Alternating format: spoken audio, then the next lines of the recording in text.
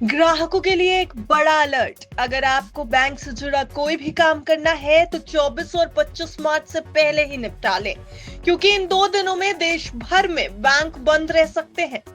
United forum of bank unions यानी UFBU ने हड़ताल का ऐलान कर दिया है, जिससे बैंकिंग सेवाएं प्रभावित हो सकती हैं।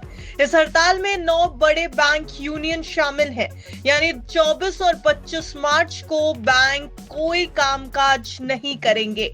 देश भर में बैंक स्ट्राइक है और बैंक बंद रह सकते हैं।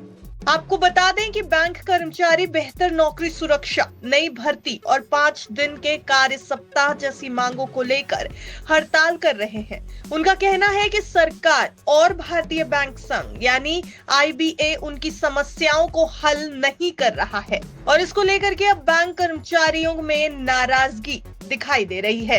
बैंक कर्मचारियों की कुछ मुख्य मांगे हैं, उनसे भी आपको रूबरू कराते हैं कि आखिर ये स्ट्राइक करने के पीछे की मांगे क्या हैं।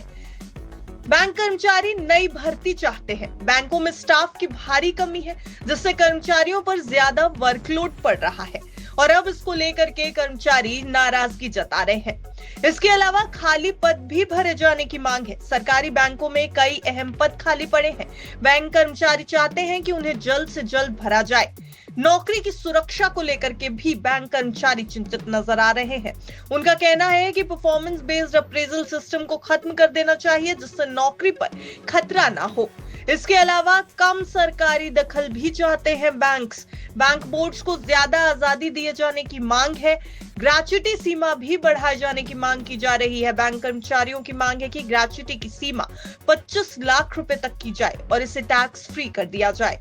बैंक यूनियंस का कहना है कि सरकार नए नियमों को लागू कर रही है और इसके साथ ही साथ परफॉर्मेंस लिंक्ड इंसेंटिव जैसी चीजें भी लागू कर रही है, जिससे कर्मचारियों में तनाव और अनसर्टेनिटी बढ़ रही है।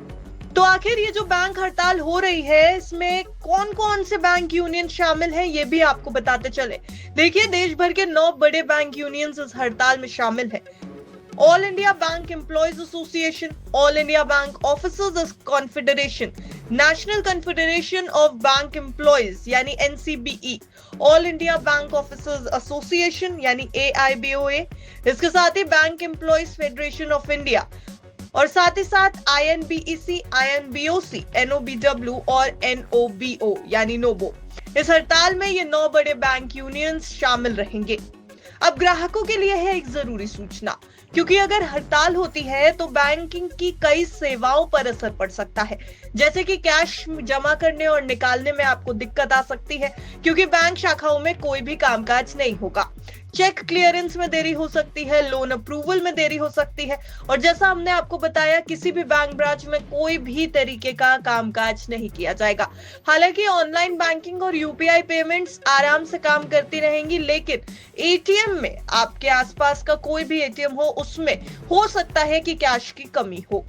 तो अब आपको आखिर करना क्या चाहिए? आपके लिए ये खबर क्यों जरूरी है? देखिए, आपके लिए खबर इसलिए जरूरी है क्योंकि 24 और 25 दोनों ही दिनों पर बैंक स्ट्राइक की बात सामने आ रही है, इसलिए जरूरी बैंकिंग काम आप 24 मार्च से पहले ही कर लें। ऑनलाइन ट्रांजैक्शन का ज्यादा इस्तेमाल करेंगे तो आपको सहूलियत रहेगी। इसके अलावा जरूरत से ज्यादा कैश अपने पास रखें, जिससे अगर बैंकिंग सर्विस पर कोई असर भी पड़े तो इन 2 दिनों में आपको वित्तीय तरीके की या फाइनेंशियल दिक्कत ना देखनी पड़े। कुल मिलाकर ये कह सकते हैं कि अगर सरकार और बैंक यूनियंस के बीच समझौता नहीं होता तो हड़ताल होनी तो तय है। इससे बैंकिंग सेवाएं भी 2 दिन तक ठप रह सकती हैं।